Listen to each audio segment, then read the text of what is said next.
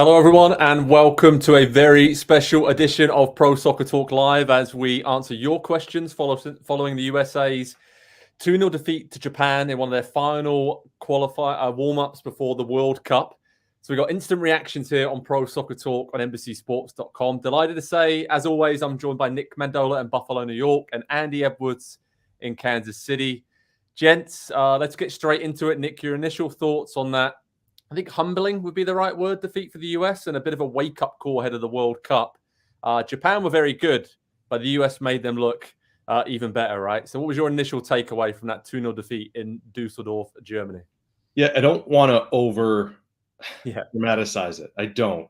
But I'm dispirited is how I feel. These were the games where you're trying out a couple of people to fill some spots. You're working out a system. You're not trying to tip your hand to your opponents coming ahead.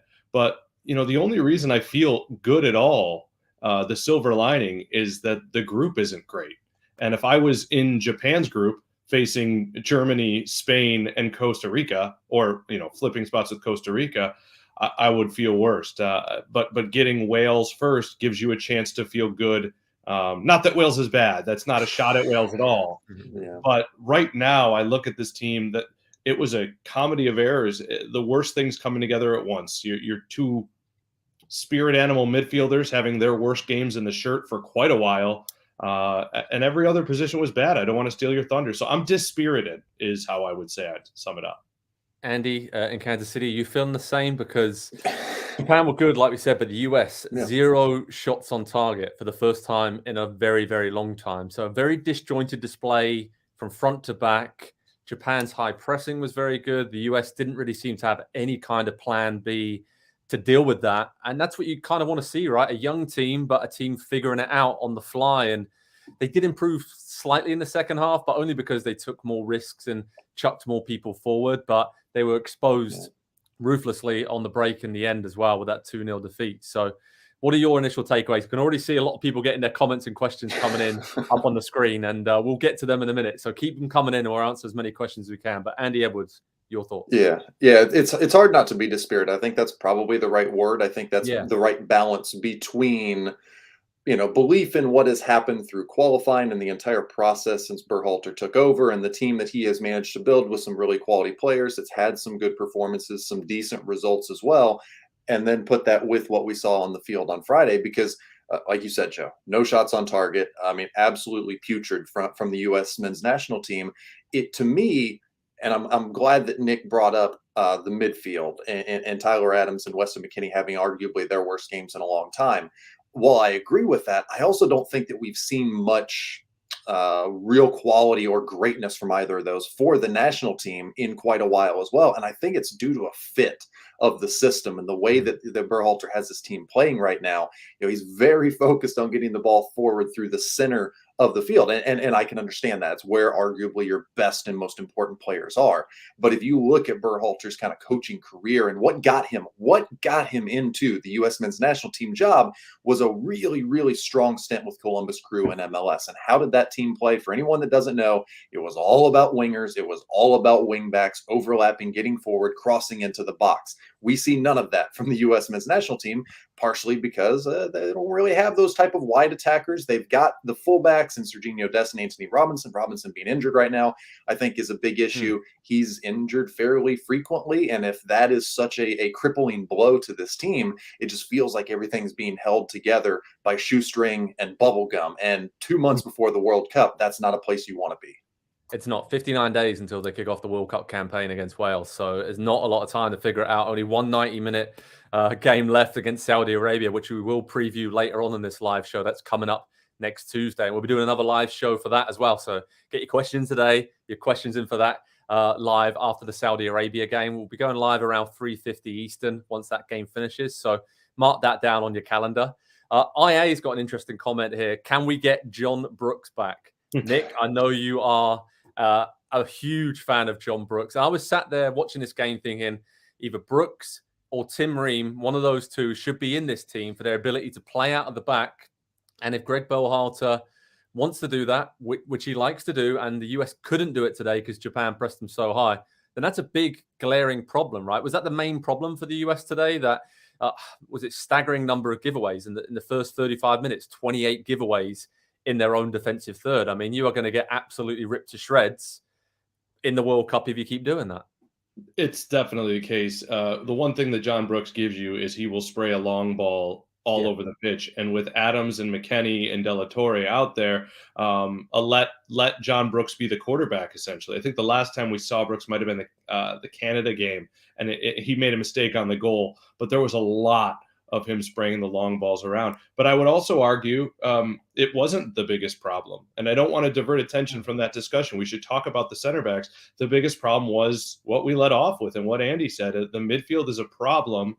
And Luca De La Torre, I think, is a guy who can do the job. But now we're learning, and that, sorry, I don't want to get distracted by the fact that we're not getting clear messaging out of Greg Berhalter, because De La Torre has not played much at all since going to Celta Vigo, and it looked like it. And I thought we were supposed to be a form team, which is where Jordan, I think we're just calling him Jordan now, is supposed to be in this team.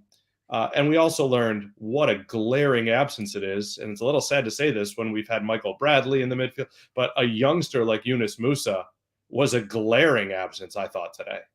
Yeah, I mean, there's some really good comments, Andy, coming in from James. I mean, the away games, that's an issue throughout CONCACAF World Cup qualifying. And at home, you know, obviously, if all games were in Florida, they'd be doing great. But I think there's so many issues. Let's focus on the key ones today. And again, James, another thing, centre back, that comment there, centre back partnership unknown, strikers unknown. There was no one today for the US that I thought really stepped up and said, you know what, I'm going to take this opportunity. They were very nervous. I mean, some of the noises out of the camp in Germany all week have been from Berhalter and his staff saying, well, the team, you know, there are a little bit of nerves there. You can tell we're only 59 days away from a World Cup, and you can see that in the play. I mean, that's a little bit concerning, right? It's a big moment, but maybe this can be sort of a wake-up call, as you said at the very top of this, and could be a really good learning experience for this young team, because that's the only real positive I can take from that performance today, that they can use it going forward and that doesn't happen again. Yeah, I think the easiest thing and the first thing we want to do after a poor performance is highlight like one spot or one player, whether it was a player on the field or a player that was missing. And to me, I think it's right to bring up John Brooks. I think it's right to bring up Yunus Musa. I think it's right to bring up Anthony Robinson. But I don't think you can pinpoint just one of those and say that's the problem, or this is the change that needs to be made. To me, all of those things are very, very closely connected to one another. I think not having a passer there along the back line, you know, if it's going to be Aaron Long alongside Walker Zimmerman, then you're not going to have that ability. And for Berhalter, who has made it very clear that he wants this team to play with possession, with style, and you know, really move the ball forward on the ground, there's a big disconnect there. The personnel and the ideas are just not matching up. And you've got Yunus Musa in the center midfield when he's healthy, who, you know, I rate him very highly. He's clearly one of the most talented central midfielders that the U.S. has ever had. But to me, it's almost a difference of, well, are we turning the ball over in the defensive third or like 15 or 20 yards further up the field after he carries past two defenders, holds on a beat too long, and then either has it tackled away or just passes it straight. So he gets, without all of those number one pieces in the lineup, it's hard to really, I think, gauge what this team is going to be at the World Cup. But at the same time, you can't guarantee that you're going to have all of those players at the World Cup either. And so you have to find solutions. And I don't think that's what we saw today. I was very frustrated by seeing 4 subs at halftime, just completely chop and change almost half the team, because they're struggling. Yes, it was a horrific first 45 minutes. But if that happens at the World Cup, you have to continue to play the second half of that game and find your way out of it. I don't think we're going to see 4 subs at halftime in the World Cup. And so it just doesn't make sense to me, I think, right now to do that at this time. So just all of what we've heard from Berhalter about what he wants the team to be, how he wants them to play, how he's going to manage the squad, and all of those things just seem to be running counter to one another right now, and nothing is matching up, nothing is lining up. And I think that's exactly what it looked like on the field today. Yeah, very disjointed. I'm not saying this as an excuse, but let's think about the players who are missing today. Obviously, Carter Vickers and Chris Richards, one of those guys will probably start at the World Cup, especially given today's performance at centre-back. Anthony Robinson, Yunus Musa, Christian Pulisic, Tim Weah. I mean, there's a lot of key players there that the US are missing. So I just want to throw that out there as well. There's a lot of criticism, and rightly so. That was a very bad display. But I mean, Nick, some of the questions coming in and comments, some really good ones. Keep them coming in, guys. But Dale Boy here says England are far better at pressing and superior to Japan and in quality. Has the US been hyped too much by the US soccer media? Well, discuss, yeah. Nick Mendola.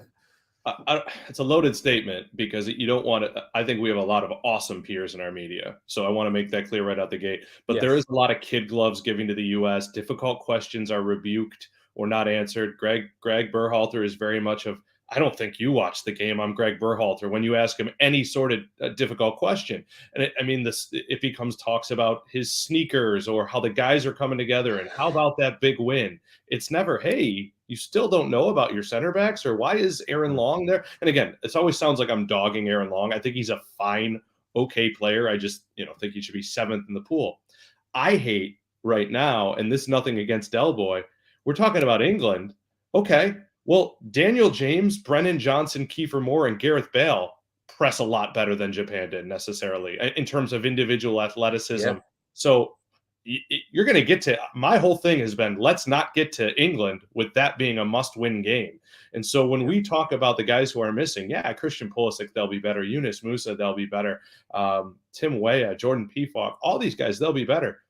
We don't know that they're going to be better at the back. And on this show alone, we've been talking about center back. And here's the thing. Right now, it looks like you're going to play Matt Turner, who knows how to stop a shot and is great. It was a little shaky in possession. So are you going to adapt, Greg Berhalter? Are your comments now a little disingenuous, or are you making this up as you go along? And I really hope he's disingenuous. I agree, because you could hear, I think it was Matt Turner's voice. He was pretty booming and loud, and the stadium wasn't packed there in Dusseldorf. And you could hear him saying, go long, go direct to Sam Vines and just kind of get us up the pitch and get us away from playing out of the back. But then there was almost that confusion and just befuddledness almost with the US team about, hey, we should be playing it out from the back through midfield. That isn't working. What do we do now? And again, no plan B. Does that then say up top there's an issue with not having a Jordan Pefok there to hold the ball up? And that brings us on to a very good question from Ethan Muller, Andy. Says, why is Ferreira still here, guys? Also, Greg ain't it. I think I've known that, just coming to terms with it. So two-part there. I mean, going forward, Ferreira had that really, really good chance after about, 5-6 minutes when Sergino Dest surged down the right, clipped the ball in, and he put the header under no pressure whatsoever over from 5 yards out. And that was pretty much it, apart from a Brendan Aronson curler in the second half.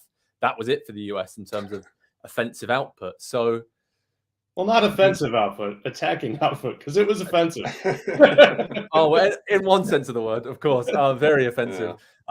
So, Andy, do you think we learned a lot about the forward options today in terms of Josh Sargent came on obviously at halftime, didn't see a lot of the ball? Is it now Jordan Pefok sat there thinking, I'm going to get a chance at the World Cup now? Or are we just taking 90 minutes and 2:45s to making too big of a deal of this? Because a lot of us didn't think this would work. And I mean, it's troubling. I'm actually more alarmed by this display than any other display in the last 3 or 4 years from the US. I'm pretty sure. And it comes at a bad time. Yeah. How can you not be? Because, I mean, if you just look at the calendar and you see what month it is, you see when the World Cup is.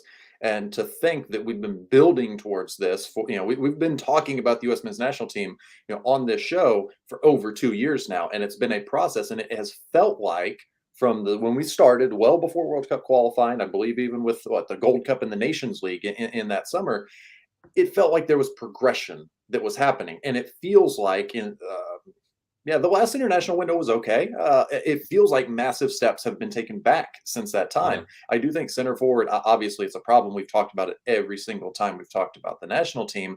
I think if you're going to try and go, you're trying to go long with Gio Reyna, Brendan Aronson, Jesus Ferreira. Nobody over 5'9" along the, that's not going to work either. And so the absence of a ball playing center back, unable to get the ball into the midfield, who is then unable to progress the ball, forces you to go long to a center forward who is not suited to playing long ball. It's just one problem rolls into another, and they compound each other. And you have possession that looks like it did today, even though they had nearly 60%. And I'm sure we'll hear about that at some point. Well, we got beat 2-0, but we had a lot of possession. It's not good possession. If you don't have the ball, if you're not getting the ball into the final third, if you're not connecting passes into the final third, it doesn't matter how much possession you have. It's simply, where are you possessing the ball in the field before you give it away to Japan, who, well, one, it should be said, we're very, very, very good on the press. If you're looking for a team kind of under the radar to back, that, like, Japan wouldn't be a bad one. And the way that they got onto the counterattack, I think, is exactly what you want to see from the U.S. men's national team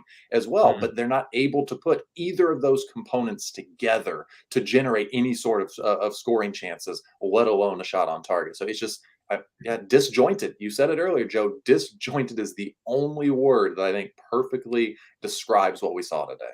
Well, and Elliot Smitty is just saying exactly what I wrote in my what we learned and recap of this game over on Pro Soccer Talk and NBCSports.com, that had Japan had a clinical finisher throughout this game, it would have been a lot worse. And if Matt Turner had not played well, it would have been a lot worse for the US. So, Nick, I mean, that's focused on probably one of the only positives to come from this experience in this game, was that Matt Turner is, for me, the undisputed number one now, right? He's well ahead of Zach Steffen. We all kind of wondered, he's not playing at Arsenal. Is he going to be sharp enough? Well, he answered that question. And between now and the World Cup, he's going to play, 5 games in the Europa League and 1 League Cup game. So they get at least 6 outings in the next 2 months. So he should be fine and absolutely raring to go for Qatar. So any other positives apart from Matt Turner's display? I'm trying to look around here, but there's a lot of negatives for the US today. I liked Aronson's ability to compete continually when not at his best game. I mean, we know he's a fireball. He should have drawn a red card or at least a yellow card in a review. I mean, that was a very bad tackle. I think it was Ito, the central midfielder, who was otherwise quite good. Look, I would look to that. I thought playing out of position, Reyna had a couple of moments where he was clearly available for the ball, but the fact that we're deconstructing our opinions to saying, well, what are the other positives? One of the offensive players, attacking players, was getting available for the ball, guys. Like that's my third point. The inconsistency of this team, even with injury, is pretty shocking. They haven't won back-to-back games since 2021, and even that was with a club break, if you will, in between the games. They don't win away from home. So, look, I guess what I'm excited about is that Matt Turner stops shots. And if it was Zach Steffen, who's a possession goalkeeper, I would be nervous that he wasn't playing, because you really want him in the flow of things. Matt Turner, less of, not a terrible possession goal. At least he's taking shots in practice, right? So we're heading into this World Cup right where we left off the 2014 World Cup, with Tim Howard making how many saves in the round? So we're going to pick up right there at the next World Cup. Okay. Accurate. Yeah. That's all right. Just for old time's sake, right? Just that 8 years never actually happened in between. Wales scored against Belgium in a meaningful game. I believe it was 1-1 for a little while there too. Belgium is fantastic. And if you think that Wales and Japan are going to press your back line, imagine expecting to get out of the group stage. You're going to face a team that, I don't know. I'm going from, as we talk, and it's all Andy's fault, really. Andy pushes a lot of the same buttons that I've already thought, and maybe what is he? He says the quiet part loud sometimes, and I'm going from dispirited to demoralized a little bit. So hopefully by the end of this, we can be back at dispirited before Saudi Arabia. Yeah, it's a journey. We're going on a journey, guys. We have been on this journey. We are going. Okay, some really good comments coming in. I want to highlight some of these. Okay, so we've got some questions coming up about Canada. Who's going to go further, the US or Canada, at this World Cup? I mean, Canada's got a tough group, to be fair to them. But I think, looking right now, Canada might have a better opportunity to get to the last 16, because I am concerned about this. I think Wales, I've said it to you guys, are a really horrible team to play against. They'll just bunker in. They'll let the US have a lot of the ball, but then on the counter, they can really hurt the US. And what I saw in that second half today, when the US actually had the ball, yes, they were 1-0 down, they had to go for it. But being that exposed and just that, again, disjointed, didn't fill me with a lot of confidence, because that's one thing that Wales are not. They're not spectacular. They're not going to rip you to shreds. They're not going to keep the ball a lot. But they know what they're doing. That's a team that's played together for pretty much the last 6-7 years since the 2016 Euros when they made it all the way to the semi-finals. So, yeah, how about it, guys? Canada, I think they actually might have a chance of getting out of that group, and I'm not sure how I feel about the US, but you go. Andy, I think in particular, let's go. Sorry, Andy. No, I think there's a lot of smoke. No disrespect to Canada, but a lot of smoke and mirrors. I think with that team, there's a lot of really good top end talent, which I think the U.S. lacks. But I think with regards to the rest of the squad, the middle, where the U.S. is stronger, and they've got a lot of just like solid players that we are asking to be spectacular, that we are kind of asking and almost forcing into star roles. The U.S. will. So I think the combination of the group and just kind of the squad makeup gives the U.S. a slightly better chance. But if the World Cup started tomorrow, would either of you think that the U.S. gets out of the group? After watching, if that was the final game, if this was a traditional World Cup setup where they're playing 2 or 3 friendlies the week before, and that's the final game before the World Cup, would you give them any chance? I'd give them a chance, but I would favour Wales and England to get out of the group. That's what I would say. I at this point, I'm not sure I would bet. I thought the U.S. is CONCACAF's best chance to get out of a group because Mexico starts with Poland and plays Argentina as well. And Costa Rica's group is a nightmare. Spain, Germany, Japan. Canada, there's similar problem to the U.S. They don't have defenders. They don't have defenders. They have a world-class goalkeeper. Maybe one of them, a guy who could be I mean, he Champions League experience, has been under siege before against big boys. I think that Canada has a better philosophy. They have a better understanding of the game, but I think their defending is a real issue as well. That's a great comment there. Canada is a more complete team. I'd agree. I'd say like Wales, they are solid. We saw it all through qualifying. They can set themselves up to be hard to beat. And then they have David, Larin, others in attack who can really hurt opponents. But they've got a tough group, to be fair. Belgium's going to win that group, and I think it's between Canada and Croatia. Yeah. And Croatia are okay, but they're one of those teams, again, you're never quite sure whether they're over the hill. I mean, they struggled in the Euros last time out. Played well yesterday. Canada could push Croatia all the way to get out of that group. I think what Canada has is and I wish the U.S. had, they have a very clear understanding of this is who we are. This is what we want to do. And I think that 3.5, almost 4 years into the Berhalter tenure, we have an idea of what they want to be, but we've not actually seen them produce it against anyone above like a Gold Cup group stage opponent. And that to me is the worrying thing. Is as ambitious as it is, you could say, well, the talent pool is better for the US than Canada, so they should be more ambitious. But, if it's looking like it's looking on the field, then, does it matter? I guess is really the question. Yeah. Well, also, how much of Canada's juices come from beating the US? I mean, does that look that great today? I mean, I know they have a win against Mexico, I believe, at home in frigid weather, but most of Canada's good results, their performance has been, even going back to Nations League, right? That's against the U.S. And today, here's what I'm scared about, especially with Weston McKennie today, and maybe it leaked into Tyler Adams as well. This looked like an entitled performance again, something that we were supposed to have out of the way. I can goof around a little. I can do the fancy stuff. Yeah. They looked like they expected to walk all over a very good Japan team. Yeah, you're right. And I actually tweeted about that. I was like, well, the positive is that Weston McKennie and Tyler Adams are never both going to play this bad at the same time because they gave it away so often. McKennie for the first goal obviously was caught out. And Tyler Adams is so safe usually in everything that he does, and he was giving the ball away very often as well. So it was very disappointing to see, and a lot of comments are coming in about, Juan there says disappointed with the result today, but back to the drawing board. I mean, you've got 59 days to figure that out ahead of the World Cup, so the drawing board, that'll be small. Yeah, it's going to be interesting. GP saying we're going to get one win of that at the World Cup with this team, and then I feel like there is maybe some positivity we can finish with to say that this is the wake-up call that they probably needed, and they have a chance, right, to put it right on Tuesday against Saudi Arabia. So there is a 90 minutes coming up where they can work on a few of these things, improve. I think Japan are better than Saudi Arabia, so the US should have more opportunities, more looks, but I'm really intrigued to see how they bounce back from this disappointment. That's what it is. Andy, go ahead. I'll say this for this team under Berhalter. So since World Cup qualifying began, or during World Cup qualifying, they lost 3 games.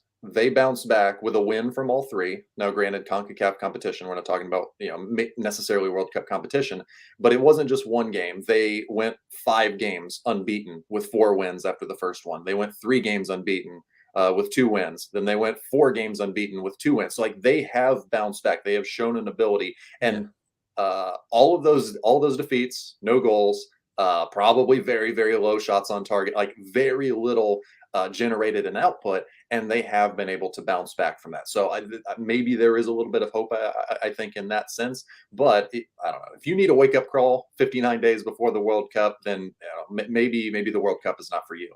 I think Enrique's comment there is sort of where this, I think, discussion is going to go to next. That the talent is there. The pressure is going to be cranked up now on Greg Berhalter if we don't see another positive display against Saudi Arabia. And then they've got 2 months to sit there and try and figure it out. And then they have a mini camp, and then they're at the World Cup. So there isn't a lot to sort out here, Andy, like you said. So I think a lot of those comments from the US fans are going to be very similar to that one we're seeing on the screen. And then there's a lot of debate about Weston McKennie. I can see some comments coming in about him, Musa. Nick, I mean, I'm trying to get some positives from this display, but I think when you look at Gio Reyna playing out wide, he's been rusty, hasn't played a lot. It's like, yes, he was starting because Pulisic was out injured today, right? Unexpectedly so, but there's still players being played not in the right combinations, not together. And yes, there are injuries and people missing this squad. We know that. But Nick, how concerned are you that it doesn't seem like that fluidity and that consistency is there that you need at a World Cup, right? You need to be able to look to the guy next to you and know his game inside out, which I think is what Japan had today for the most part. Even if they don't play together all the time, they had that understanding and idea. And it seems like the US still doesn't have that. Joe, get ready to see it again in a couple of days. Saudi Arabia isn't as good as Japan, but they know how to play. They all play together. They all play in the Saudi League. And they're going to be quite ready to face the United States of America, who, as we know, not exactly always on the friendliest terms. You said a positive could be a wake-up call. And I want to ask you guys this. Who needs the wake-up call more? The guys on the roster who I think will know they did poorly, or the coach? That was my thought. Yeah. My initial thought. Yeah, I've said it before. I don't want a dog on the guy. I already said it in this. Aaron Long shouldn't be near a starting lineup for this team. His mixed messaging is slaying my morale. Andy and I think we're trading messages about this. Ricardo Pepe gets called in because he's got to see him play. That's why PFOC's not here. He's got to see Ricardo Pepe play. 30 minutes left. Here's Jordan Morris, who I like, by the way. I like Jordan Morris. I absolutely know who Jordan Morris is. I know everything in his skill set. Doesn't make sense, right? Yeah. Doesn't make a lot of sense. You have to be in form and you have to be playing. And Luca Del Torre's played like 8 minutes in 3 months. It's just hopefully the guys in the room understand what's going on, because a lot of times you get that from managers in football. They're saying things for the fans. They're saying things for the board. They're not saying things to their players. He better have walked there in halftime and been like, well, that was pick your expletive, right? Yeah. I mean, I'm going to leave us with this comment here from Del Boy. I mean, this is the one that I think we've struggled with throughout Greg Berhalter's tenure in terms of, we know there's a playing style that he wants to play. I mean, is the USA trying to run before they can walk, playing a progressive passing soccer before they have technically good enough players to play this style effectively against the top international teams? I think today what we saw was Japan are a step up from most of the competition they've had over the last 2 years. We're missing some key players, yes.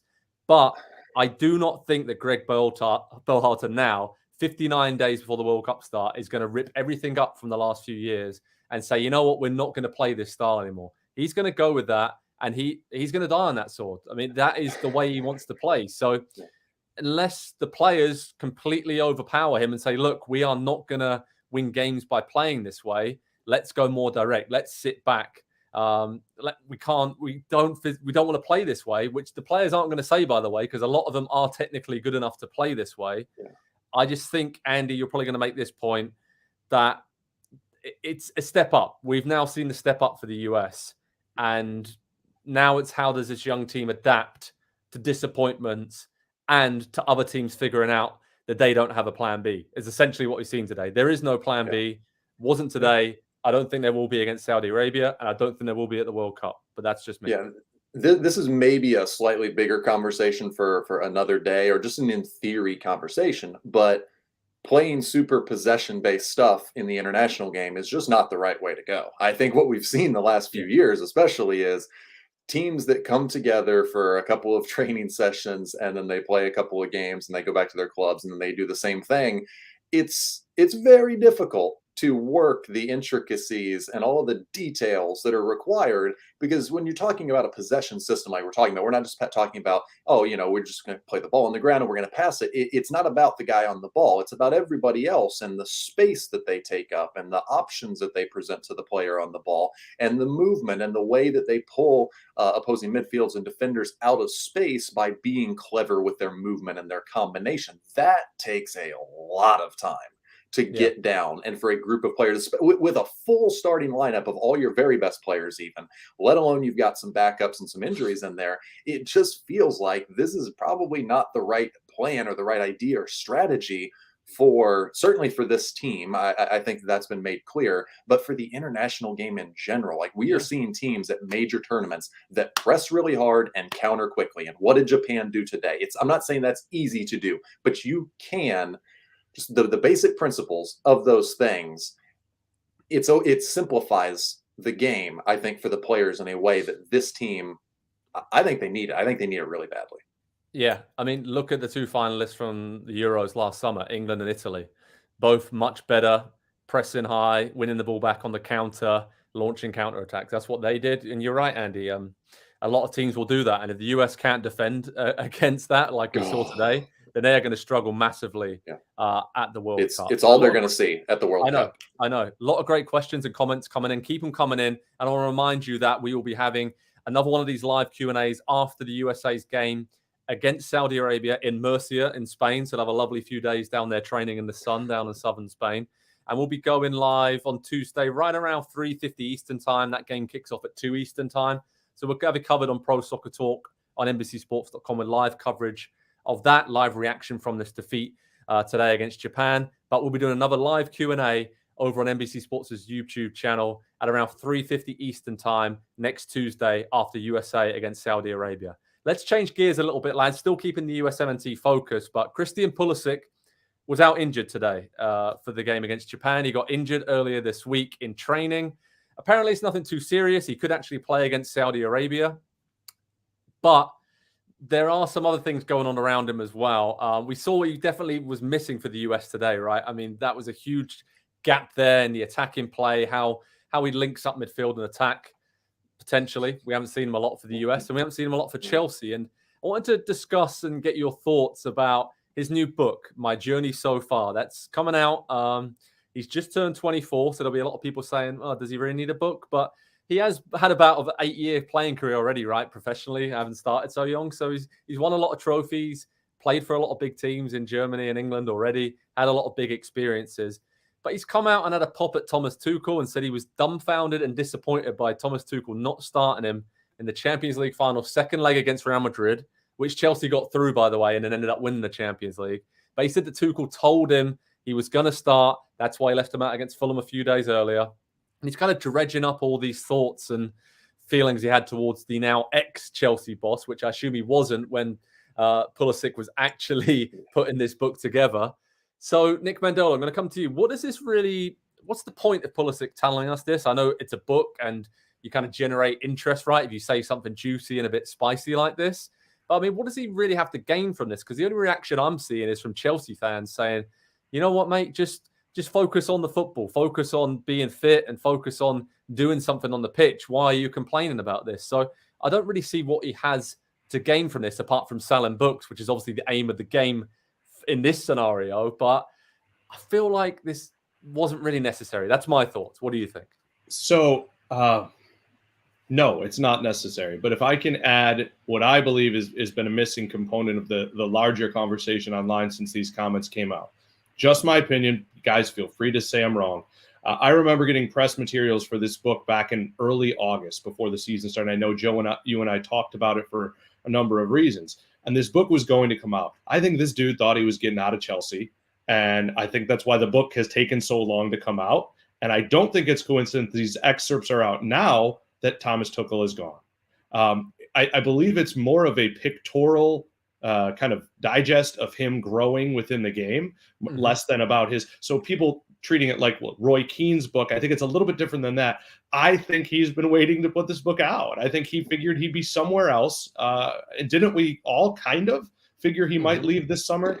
Also, let's be honest. I love this guy as a player. I love the way he leads by example and anger and that sort of Clint Dempsey-esque what we like to see when he's on the pitch. But it's obviously he's a different sort of cat. He doesn't think about what other people think. He thinks about what he thinks. And I disagree with that. I think he thinks a lot about what everybody. I think that's probably what drives a lot of this. Like this is to me, this is his opportunity. I'm going to have my say now. Like everybody has an opinion on me, and we have opinions on Christian Pulisic every week. He's like, this is my chance, my book. Nobody can take that from me. So let me rephrase that real quickly. Not that he doesn't care what other people think. He wants his opinions and his belief, which he knows are right and no one else is, to be out there in front and center. And when you put it in a book, it's unchallenged because it's not a conversation. It's not an interview. It's not online where there's back. Like my book is my story. Like I said what I said. Yeah. Yeah. Like his coach, like his national team coach. There's a lot of similarities there. There is. And I think when we look at Christian Pulisic, right, like you said, Andy, we all have opinions on him. We know that his character can be a bit spiky at times. We saw his comments after the US-Morocco game in the summer when he, he's not afraid to say things that are unpopular. He's a very determined, very single-minded character. I just wonder if you're Greg Berhalter or if you're Graham Potter coming into Chelsea and you're seeing things like this coming from him and you kind of hear murmurings and rumblings that he's not happy, he wants to play in different positions and all the rest of it. What does that tell you about his character and sort of maybe his frustrations as well as a person and as a player? Yeah, I think this is somebody who, like every player to get to that point has faced some adversity and had to overcome that. I think that's just part of being an athlete and becoming a professional. But I think to this degree, he's probably never faced this kind of, a challenge where he simply, I think it's clear, he cannot understand why he's not playing. And, whether Thomas Tuchel was right or wrong, whether Graham Potter is going to be right or wrong, he cannot fathom or he just can't understand the logic of why am I not playing? I'm clearly one of the best players in this team. He believes that. And that's necessary. Like you don't get to the level that Christian Pulisic is at without believing I am going to be, or I am already one of the best players in the world. Whether you are or not, you believe that you are. And so when you are repeatedly, we're going on, it's over 12 months now since he's been a regular player. It's probably been about 18 since the FA Cup final when he got hurt. Like that seems to have, I don't know if that was like truly the turning point, but that feels like it's kind of in hindsight been a big moment for him. And so, yeah, it's unfortunate. And I do wonder, like looking forward, if you're another club, it's obvious that he's going to try and move on either in January or in the summer. If you're another club and he's presented to you as an option, he's a 24-year-old who's already written a book and kind of thrown a former coach under the bus a little bit after the fact, after he was fired and got that's not super appealing to me as another club, and certainly not another manager who is going to be in charge of if you bring him in, you don't rate him quite well enough and he's unhappy, is he going to do the exact same thing? Like maybe it's water off your back, but it's just it's another storyline. It's another thing for him to be criticized for that I think at this point of his career with what he's got going on, he certainly doesn't need it right now. I agree with you. And Nick, when it comes to Pulisic, obviously he was injured for this game against Japan, but did this just kind of highlight how important he is to the US? I mentioned it a bit earlier, but I think no matter what he's saying off the pitch, on the pitch for the US, as long as he's fit, and that is the big question mark. All the comments are about, hey, this guy can't stay healthy, he can't stay fit. I have concerns over the course of a World Cup. If the US do make it through the group stages, then can he last 5-6 games in the space of a couple of weeks? Can he actually play all 3 group stage games? I don't know. I can't remember the last time he played. There was a spell with Chelsea, right, when he was playing wing back at the middle of last season when they had lots of injury issues where he did play 3 games in like a week, but that's pretty rare. So, yeah, given his injury concerns, that's one thing. But we kind of see his importance to the US, right? So even if he is a bit of an issue off the pitch, on the pitch, the US can't afford to not start him and have him be the focal point of their attack, right? I think he's a heck of a player. I mean, that's the difference. You put up with a lot of that nonsense because he's your best guy. And I know Aronson, we like what Aronson brings, but I think it's been too long, mostly because of Chelsea, that we've gotten to see Christian Pulisic anywhere near his best. And the minute you see him again at his best, you're going to remember how special of a talent he is. I just don't think there's any question there. And I've forgotten it too, right? I was tempted to say, well, how would I feel if Aronson wasn't there? Not as bad as if I didn't see Christian Pulisic in a US shirt.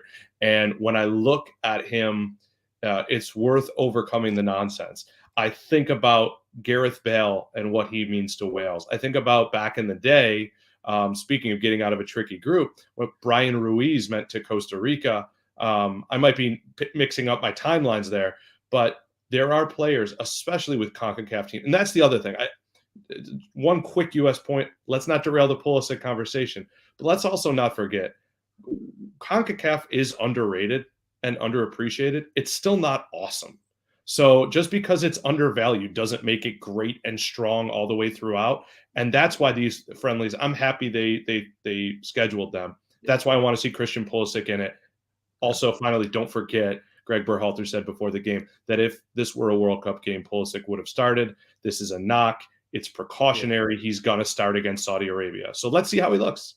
Yeah, and I think that, again, underlines his importance, right? They're like, even if there's a slight doubt, we cannot afford for this guy to be injured or carrying a knock over the next couple of months and do anything to jeopardize him not being starting and probably captain of the team when they walk out against Wales and Qatar in November. So head over to Pro Soccer Talk and NBCSports.com for the latest USMNT news ahead of this Saudi Arabia game. We're going to have a lot of coverage on that. And again, we're going to have a live Q&A after the USA against Saudi Arabia next Tuesday, September 27th, over on the NBC Sports YouTube channel. You can see the details there below me. We'll go live around 3:50 Eastern time on that day. So get your questions coming in, and hopefully we'll have a lot of questions about Christian Pulisic back in the team and ripping it up for the US, and all will be forgotten from this Japan game for the US just a few days before. Okay, then, gents, let's switch gears a bit and preview this game against Saudi Arabia. As I said, it's coming up in Murcia in southern Spain. On Tuesday, different kind of challenge. It's been scheduled with the thought being that Saudi Arabia are a very good opponent that match up to Iran, who the US will be playing in the World Cup. So it's a good tester to see stylistically how they play, how the US can prepare, different patterns of play, different styles of play for the game against Iran, which obviously could be crucial in the World Cup, right? The final group stage game. So, Nick Mendola, I'm going to come to you. What do we want to see from the US against Saudi Arabia? What's the main thing you want to take away from that final 90 minutes warm-up game? Because after that, that's it. It's the main show. It's the World Cup. Yeah, not to piggyback too much on our last question, but what I want to see is Christian Pulisic. Okay. And the reason is we had a post up at by the way, great job by us on the pregame coverage. But we had a post up at NBC Sports, and one of them was the one you asked me to write, 5 questions for the friendlies. My first question was, how does he look in form and in face? Because we know his attitude and what he brings to the team is also very, very, very important. I want to see a guy who's excited to be out there, who's driving his teammates, who's being a guy who's considered part of the captain group. I don't have any doubts that Weston McKennie and Tyler Adams are going to rebound. I don't have any doubts that we'll see better, a little bit better at least from center back. But show me the star of the team looking happy to be there and showing me he's ready to lead a very important thing in about a month and a half, 2 months. Andy, what do you want to see from the US against Saudi Arabia? This might sound like it's coming out of left field, but it's out of necessity. I think it's the only option if you look at the roster right now. I want to see Mark McKenzie start, because Mark McKenzie can play with the ball at his feet and pass out of the back. And if you're going to face a team that's going to look to defend you the way that Saudi Arabia are going to do, you don't need Aaron Long along the back line to win the ball in the air and to do what Aaron Long does for this team. Whatever you think that is. You need a center back who can carry the ball into midfield, can push Tyler Adams further forward, can push Weston McKennie further forward and get them on the ball in more dangerous areas. That is how you're going to break down a team that's going to sit deeper defensively. They're going to see a lot of that at the World Cup. They'll see it from Wales. They'll see it from Iran. Say that again? Sorry, that's John Brooks, though. Well, sure, but he's not in this campaign. No, I know. He's not going to be there against Saudi Arabia. Yeah, I wanted to explain why you might have heard me in the background going, oh. Yeah. Well, but also I like John Brooks. I the experience, all of that stuff. I also think John Brooks is way too slow to play internationally because the game is so counter heavy. And what is the worst thing that John Brooks has is his ability to turn 180 degrees and then get up to speed. He, if he goes into the lineup, that's the issue with the back line versus, we don't have anybody to pass. Well, we have somebody to pass, but we have nobody to defend alongside Walker Zimmerman. Like, to me, it might be Mark McKenzie. He might be the one. It might be Cameron Carter-Vickers. It might be Eric Palmer-Brown. I don't know. But it's not Aaron Long. And so we have to see a center back that fits the style in this game. And if we don't, I'm going to be really upset because there's no logical reason. There's no explanation to not. Yeah, I agree. I think I'd love to see Eric Palmer-Brown start. I don't think he's done much wrong in the US shirt whenever he's been given the opportunity. I mean, he's doing really well in France, obviously, for a team that's set up with 3 at the back. So maybe try that. I don't know. I don't think so. I think it's too late in the day to try a more different system and a more defensive system. But he's definitely more comfortable coming out of the back with the ball. And so is McKenzie. So that is what the main thing I want to see. I want to see someone in that centre-back core step out and say, you know what? That is my jersey. I want to start at the World Cup. Just give me a full 90 minutes performance from one of these guys. And even if they don't start, right, it's Chris Richards and Carter Vickers. Like we said, those guys aren't fit for this camp. Doesn't seem like serious issues. So as long as you have some practice games before the tournament kicks off, which they will, of course, then those guys are looking pretty good to be playing a key part in Qatar. So elsewhere, I want to see Ricardo Pepi and Josh Sargent, maybe even start them up top together, go for a more attacking formation. I just want to see these guys in attack get given opportunities to show what they can do. Because today against Japan, there was absolutely nothing going forward. There was no real creativity, no pattern of play. And I felt a bit sorry for Ferreira and also for Sargent when they came on because there was nothing really for them to feed off. They were feeding off scraps. So I think they'll get more opportunities. And yeah, it's just going to be really interesting because I think some guys are playing themselves out of the lineup right now with these performances. So I just want to see who's going to step up and who is going to really make sure they're on the plane, right? And make sure they deserve another opportunity.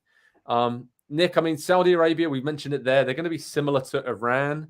What kind of test do you think that will provide this US side? I mean, they're going to be sat back quite deep, but again, good on the counter. I think it'll be a slightly different team to a style of play to Japan, right? I don't think they'll be high pressing as much. So I think that actually suits the US. Well, it's a loaded question. I do think so. I think Saudi Arabia is a good team that's going to stick to its plan, and that's what we see a lot, as Andy mentioned, in international football. It's let's cobble together what our identity is, and then let's execute it as simply and efficiently as we can. And I think you'll see that from Saudi Arabia. I think it is a good test. My fear, just to put it out there, is that I think the U.S. is significantly better than Iran, but I think that game may not even matter. And that's kind of my fear. I see we're all down on the team right now. I get that. I am as well. To me, the England game is the only one I've written off, and the route through is taking care of Wales and Iran. So I honestly don't think Saudi Arabia is going to be that much different from Wales. I think you're going to see a team that is ready to fight you, and I think both of these were really good prep. Yeah. They will be. I mean, just rounding up some of Greg Berhalter's recent comments from the Japan game, he said, we have got work to do. We clearly need to improve. And then he said, we need to play with personality. We need to play relaxed. We need to play with intensity. And when we do these things, we're really good. But when we don't, we're an average team. Don't.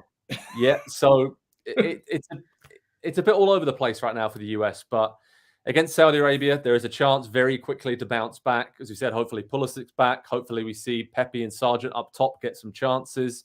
And centre-back, that is the big question mark. We've been saying this for years, right? Centre back and centre forward. Those are the two massive areas where we still have so many questions, and we thought it would be figured out by now, but we almost have more questions now than we did last month in those positions, those key areas. So, Andy, lead us out on a positive note. Yeah. Okay. Yeah. Actually, a little bit. Well, I don't know if it's positive, but it's in defense of Greg Berhalter, I suppose. It's not Greg Berhalter's fault that the options in the player pool at center back and center forward are really bad. He's not responsible for putting the player pool together. So, like, that is something that is to a degree out of his control. At the same time, to a degree, you are the coach, and your job is to figure out something that works. And if it's becoming clear that what we're trying to do is not working, I wonder, and again, another much bigger conversation for another day, but why do we conflate what the U.S. men's national team is with what we want American soccer to be? The possession and the way that the game is played in this country. Like, a national team, a national team is a team. It doesn't exactly represent, and this might be controversial, it doesn't represent a country in the way that some people want to kind of say that it does. It is a team of players who are professionals that come together. Yes, they wear the shirt and they come from the same place, generally. And you need to play to their strengths, right? Right. If you're not playing to their strengths and you're trying to create an identity for a country through a team on the field that is a bunch of young players and probably not ready for that level of responsibility and demand on 2 months from now, 59 days away, literally the biggest stage in world sports. I don't know.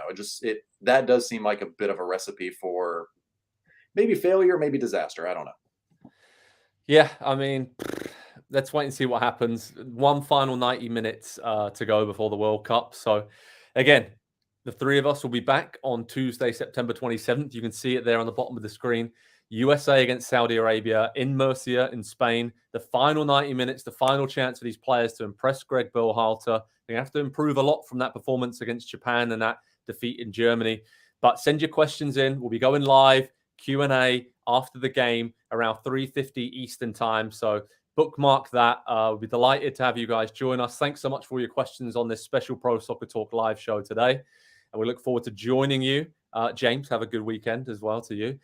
Against Saudi Arabia next week. And hopefully we see a lot more positives from the USA. We can get more excited. But right now, there's a lot of concern about the US national team. But that's only natural, I think, heading into a World Cup. There's still a lot of questions, a lot to be figured out. But this is definitely a wake-up call right now, this defeat against Japan. And let's see how they bounce back against Saudi Arabia next time out. So thanks, everyone, for watching. Thanks to Nick and Andy for joining me. Pleasure as always. Thanks so much for your questions, everyone. And we'll speak to you next Tuesday after the USA play Saudi Arabia. Take care, guys.